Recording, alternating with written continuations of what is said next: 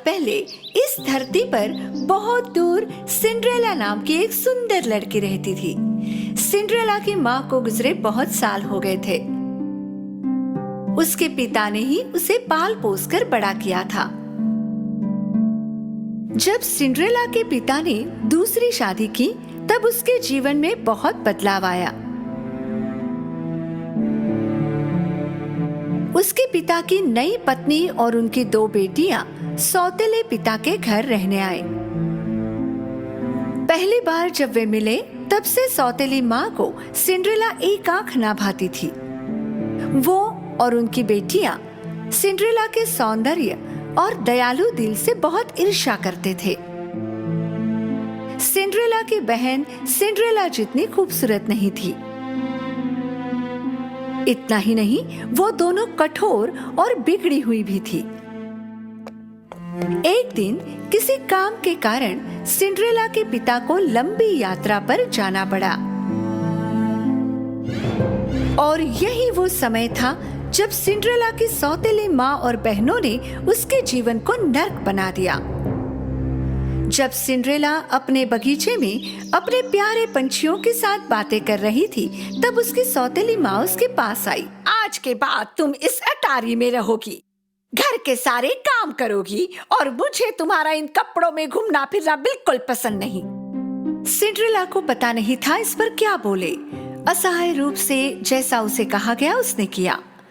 उसने अपनी चीजें उठाई और अटारी में चली गई। उस दिन के बाद से सिंड्रेला घर के सारे काम खुद ही कर लिया करती थी। वो बहुत थक जाती, लेकिन ना उसकी सौतेली माँ या उसकी सौतेली बहनों को उसकी दया आई। फर्श को दोबारा ठीक से साफ करो, क्या तुम्हें धूल नहीं दिखाई देती? तुमने अभी तक कपड़े नहीं धोए, मेरे पास पहनने के लिए कुछ नहीं। सिंड्रेला के पास चूहे और खिड़की पर आकर बैठने वाले पंछियों के अलावा कोई दोस्त नहीं था।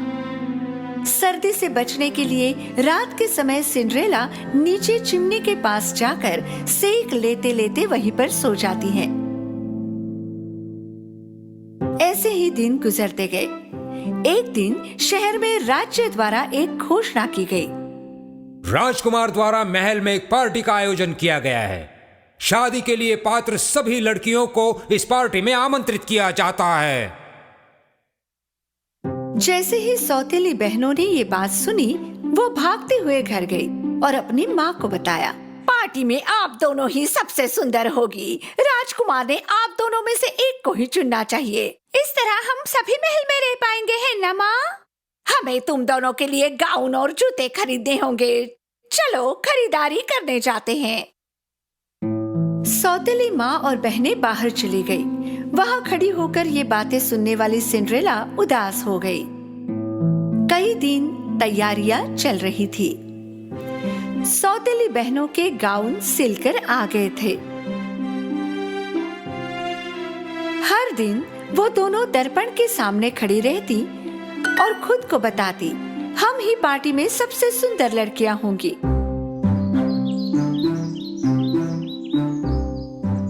आखिर वो दिन आ ही गया। सौतेली बहनें आज जल्दी उठ गई थी।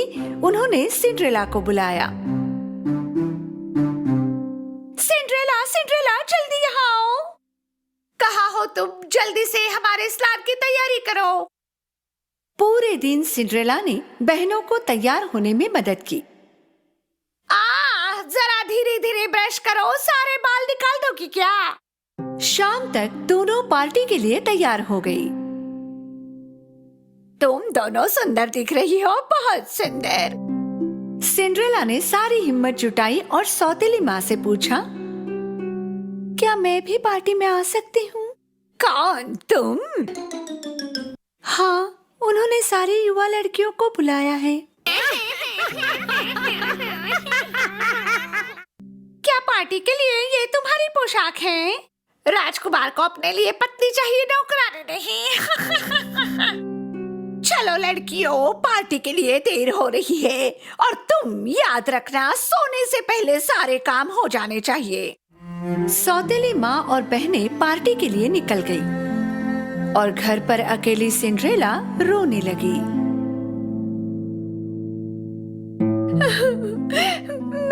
पार्टी में क्यों नहीं जा सकती? अगर आज मेरे माता पिता यहाँ होते तो ये सब नहीं होता। उसी समय एक उज्जवल प्रकाश दिखाई दिया। पहले सिंड्रेला समझ नहीं पाई कि वो क्या था। वो प्रकाश को एकटक देखी जा रही थी और अचानक प्रकाश के बीचों बीच एक खूबसूरत परी दिखाई दी।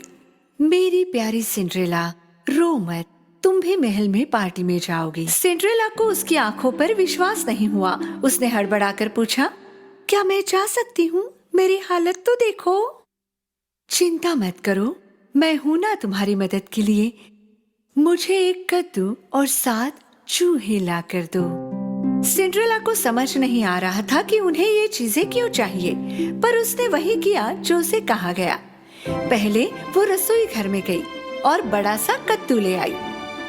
फिर वो अटारी में गई और अपने चूहे दोस्तों को लेकर फिर से नीचे आई। परी ने अपनी जादुई छड़ी से कद्दू को एक सुंदर बग्गी में बदल दिया। फिर वो चूहों की तरफ मुड़ी। उनमें से एक ड्राइवर बन गया और बाकी 6 सुंदर सफेद घोड़ों में बदल गए। आश्चर्यचकित सिंड्रेला बग्गी और घोड़ों को देख रही थी। तभी परी उसकी तरफ मुड़ी। जब उसने अपनी जादुई छड़ी से सिंड्रेला को छुआ, उसकी पुरानी ड्रेस एक खूबसूरत पार्टी गाउन में बदल गई।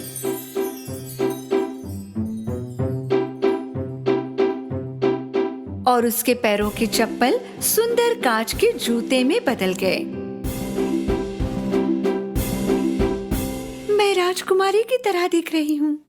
अब पार्टी में जाने का समय हो गया है, पर भूलना मत, जैसे ही घड़ी में 12 बजते हैं तुम घर चले आना, क्योंकि उसके बाद तुम पहले जैसी हो जाओगी। सिंड्रेला ने परी को बहुत ध्यान से सुना। फिर वो बग्गी में बैठी और महल की ओर चल पड़ी। उसकी खूबसूरत बग्गी महल के सामने जाकर रुक गई। जब सिंड्रेला ने भव्य दरवाजों से महल में प्रवेश किया, सबकी आंखें उसे ही देख रही थी। वो बहुत सुंदर और खानदानी लग रही थी। उसकी सौतेली माँ और सौतेली बहनें भी इस सुंदर महिला को देखती रह गई थी। वे उसे पहचान भी नहीं पाई थी। अचानक सीढ़ियों पर राजकुमार दिखाई दिया। सिंड्रेला सच में पार्टी में उपस्थित सभी लड़कियों में सुंदर लग रही थी। राजकुमार को पहले ही नजर में इस खूबसूरत लड़की से प्यार हो गया। सभी उसे उत्सुकता से देख रहे थे। वो धीरे धीरे आगे की तरफ बढ़ता गया। सौतेली बहनें बहुत खुश हो गई कि राजकुमार उन्हीं की तरफ आ रहा है। आओ, वो मेरे पास आ रहा है। नहीं, वो मेरे पास आ रहा है। पर राजकुमार आगे बढ़ा और सिंड्रेला के सामने जाकर रुक गया। हे सुंदर युवती, क्या तुम मेरे साथ नृत्य करना पसंद करोगी? सिंड्रेला ने विनम्रता से हाँ कहा। राजकुमार और सिंड्रेला ने उत्सुकता से देख रहे आमंत्रितों के बीच नृत्य करना शुरू किया। सिंड्रेला संगीत और नृत्य से इतनी प्रभावित हो गई, उसे लगा मानो महल में वो और राजकुमार है, बस दोनों ही। वे दोनों देर रात तक नृत्य करते रहे। सिंड्रेला को पता ही नहीं चला कि कितना वक्त गुजर गया है। अचानक उसकी नजर घड़ी पर पड़ी। आधी रात हो चुकी थी। उसी समय सिंड्रेला को परी की चेतावनी याद आ गई। जैसे ही घड़ी में 12 बजते हैं तुम घर चली आना, क्योंकि उसके बाद तुम पहले जैसी हो जाओगी। हड़बड़ाकर उसने राजकुमार को वहीं छोड़ा और वो भागने लगी। जब वो महल की सीढ़ियां उतर रही थी, उसका एक जूता वहीं छूट गया और उसके पास उसे लेने का समय भी नहीं था। जैसे ही वो बाहर पहुंची, घड़ी में 12 बज चुके थे और फिर से सब कुछ वैसा हो गया जैसे पहले था।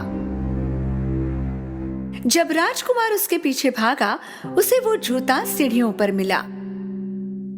पता करो ये जूता किसका है, फिर चाहे इसके लिए राज्य की सारी लड़कियों को आपको मिलना पड़े, उसे ढूंढ कर लाओ। सिंड्रेला हाफती हुई घर पहुंची और सीधे अटारी पर गई। वो राजकुमार के साथ बिताए समय को सोचने लगी। उसे पता था कि उसके पास कोई मौका नहीं था, पर फिर भी उसे राजकुमार से प्यार हो गया। राजकुमार के लिए उस लड़की को खोजना असंभव था, और अगर वो खोज भी लेता तो पहचान नहीं पाता। राजकुमार के आदमी राज्य के घर घर जाकर उस जूते के मालकिन को खोजने लगे, पर जूता किसी भी लड़की के पैर में फिट नहीं हुआ।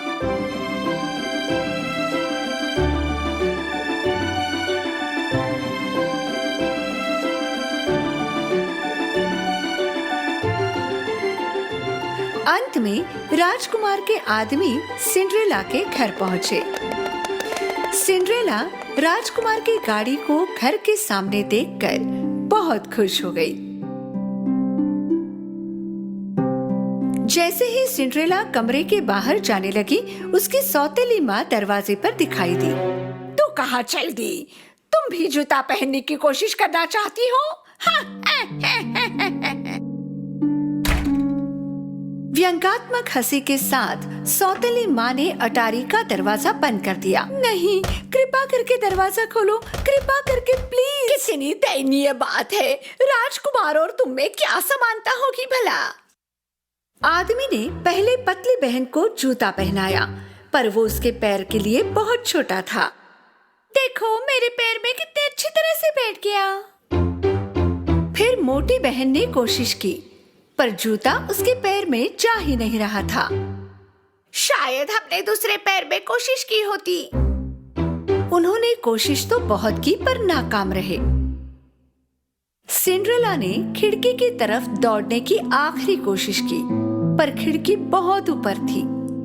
वो रोने लगी। उसे रोता देख उसके चूहे दोस्त उसके पास आए। मेरी सौतेली माँ ने मुझे बंद कर रखा है, चाबी उसी के पास होगी।